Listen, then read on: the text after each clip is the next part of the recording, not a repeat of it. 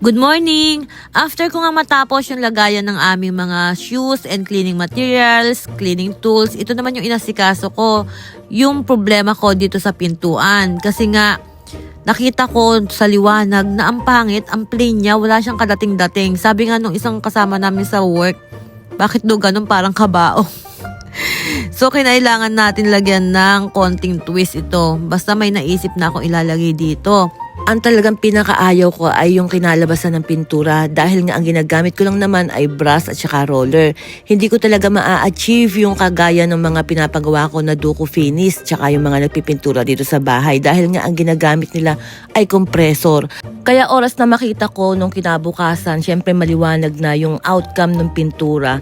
Sabi ko, it's a no-no na talaga ako sa pintura. Give up na ako pagka gusto ko yung pintura, yung labas. Kasi nga, ang gusto ko talaga ay yung kinis, yung as in parang malapit siya sa duko finish. Pero hindi ko talaga makakaya yon. So, pag sa mga loob, yan, pwede lang yan. Kasi hindi naman kailangan ng ganong kakinis sa loob. Pero yung panlabas, gusto ko talaga makinis. Kaya ito, ang kinalabasan, yung panggilid at yung pintuan ay ginamitan na lang natin ng wallpaper kasi ito talaga makinis talaga to. Pero dapat kinisin nyo din muna pag lalagyan nyo ng wallpaper. Lalo ko ang ilalagay nyo ay medyo manipis. Kagaya ng ginagamit ko, medyo manipis lang yan. Kaya sobrang ingat ako dyan. Itong sa pintuan, yung panloob, nakita nyo naman, inulit ka uli yan. Niliha ko siya, tapos at saka ako siya nirepaint. Mas malaki yung ginanda niya kesa sa before. Mas satisfied na ako dyan sa kinalabasan ng pintura. Pero sa pangloob lang ha, sa taste ko hindi pa rin siya pupwede sa panlabas. Nauwi tuloy tayo sa wallpaper pero okay lang yan, as in mas maganda ngayon dahil nga sobrang kinis. Sa paglalagay naman ng wallpaper, mas mainam talaga din na kinisin nyo muna yung paglalagyan nyo para walang ulbok-ulbok. Lalo na kung ang ilalagay nyo na wallpaper ay hindi naman ganun kakapal.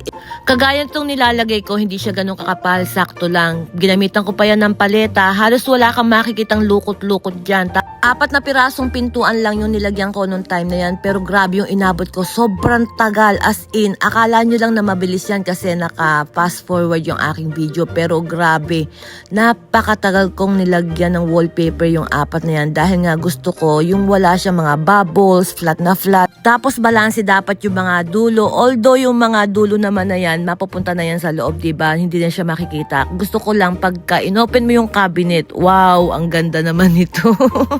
Hindi ko naman din talaga inaasahan na itong ginagawa ko na DIY cabinet ay mauuwi sa wallpaper. Itong ginagamit ko na to or kinakabit ko, nabili ko lang yan dati pa. Basta binili ko lang, inista ko lang sa bahay. Buti na lang din, kaya lang nagkataon nga, kinapos kulang.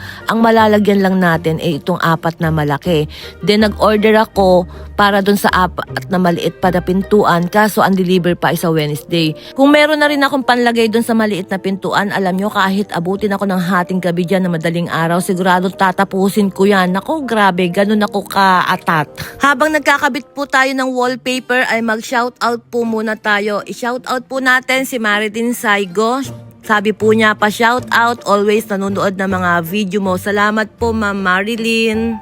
Shoutout din po kay Mami Juday and family. Sabi niya, Ma'am, pa-shoutout naman sa next vlog mo. Bago mo pa lang akong followers, pero iniisa-isa ko mga videos mo, Madam. Napakagaling mo.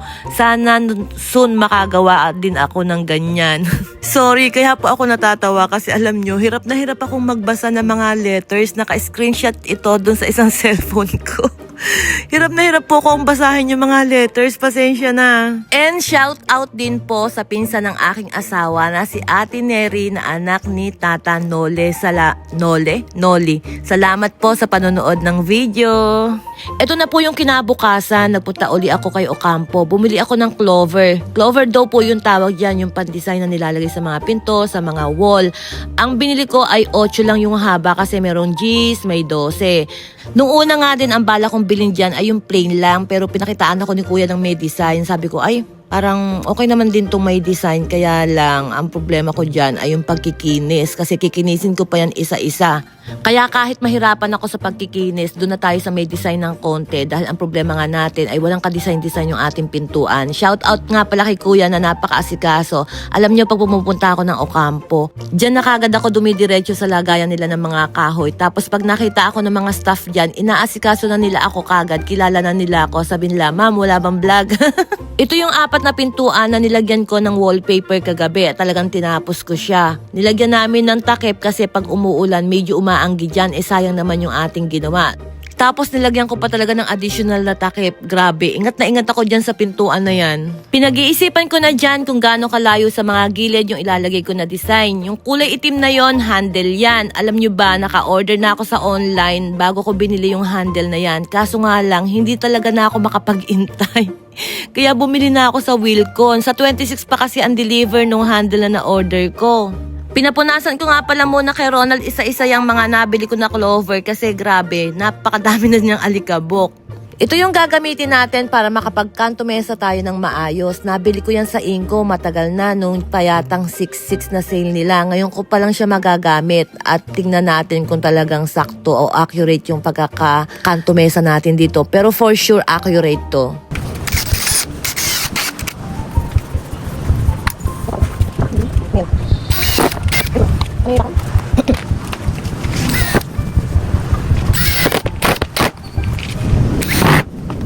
Yung unang mga pinutol ko na mahahaba, hindi ko kagad na ikanto mesa. Naisip ko na lang nung nagpuputol na ako ng maigsi. Tinetesting ko na din doon sa pagkakabitan kung tama ba or sakto yung ating kanto mesa. Gumawa po tayo nito, ikakanto mesa natin lahat, pati yung pinutol ko kanina ng mga mahahaba. So nagkamali nga ako, hindi ko siya na ikanto mesa kagad. Pati itong mahahaba, actually kakanto mesa ko na siya ngayon. Magkakaroon nga lang siya ng mga rita-rita. So ito. Yan. Kakanto mesa natin lahat yan.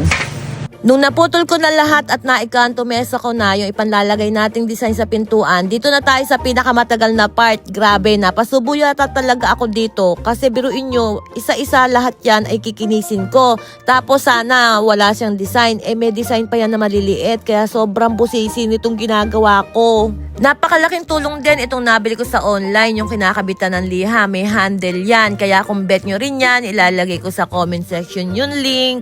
Halos karamihan ng mga gamit na ginagamit ko dyan, yung nakapagpapadali sa akin sa pagdi-DIY. Matagal ko nang nabili, naipon ko yan dati. So ngayon napapakinabangan ko na. Tapos ko nang lihahin lahat at ngayon naman ay lalagyan natin siya ng wood stain. Walnut yung ginamit ko dyan, kaso nga lang parang hindi yan yung ine-expect ko na kakalabasan ng kulay. Ang gusto ko sana yung bang medyo maitim ng konti. Okay na rin yan, maganda rin naman yung kinalabasan. Habang naglalagay nga po pala tayo ng wood stain, gusto ko sana magpasalamat dun sa mga new and old followers natin na talagang grabe yung comment nyo. As in, sobra din po ako na-inspired sa mga comment nyo. Kayo po kung sinasabi nyo na, Mi, ang galing mo, nakaka-inspired ka, ang ganda ng video mo, ang ganda ng mga DIY nyo.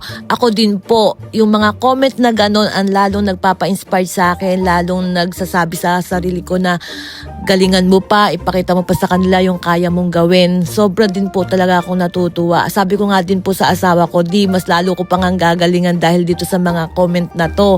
At yung mga DIY ko po na ginagawa, DIY projects po na ginagawa ko, kahit makita nyo po yan ng personal, sigurado po ako hindi ako mapapahiya sa inyo. Kasi ako po mismo sa bahay po namin, lalo na hindi po pwede yung ganun lang, okay na to. As in, ganyan nga po ang problema ng may pagka-OC. Kahit nga po yung mga naggawa sa amin, dating nagawa, na ayaw na nila akong gawaan ngayon. Ganun po talaga, medyo may pagka-OC ako. Hindi po pwede sa akin yung pwede na to, pwede na to. Pag po talaga pangit, hindi talaga siya po pwede. Kaya po si Kuya Bong, gustong gusto ko po yung nagagawa ng furniture sa amin kasi sobrang pulido yung mga gawa niya. Sobrang kikinis, sobrang gaganda. Ganito po yung gagawin nating design sa pintuan ng ating cabinet. Lalagyan ko lang ng clover dyan sa paikot. And then yung handle po, ilalagay natin sa kabilang gilid. Kulay black naman po yung kulay ng handle natin. Tingnan nyo naman po yung ginagawa ko dyan. Talagang sinusukat ko bawat sulok niyan para balancing-balanse. Tsaka natin nilalagyan ng tape. Hindi ko muna ididikit yan kasi gusto ko ididikit ko sila ng sabay-sabay pag dumating na yung ating iniintay na wallpaper. Dahil yung 4 na pintuan natin na maliit ay wala pang wallpaper. Tapos at saka ko palang din lalagyan ng clover sa ibabaw. Pero yung ating panlagay dun sa maliit na pintuan na mga clover ay gawa na din yung nasa baba na yon. Ang gagamitin po natin dyan para madikit yan ay no more nails. Sa mga nagtatanong po dun sa DIY project ko na wall mirror, no more nails lang po ang ginamit ko doon. Sobrang tibay po nun. So hanggang dito na lang muna uli. Update ko na lang uli kayo pagka naikabitan natin yung pintuan. Thank you for watching. Till my next video. Bye-bye!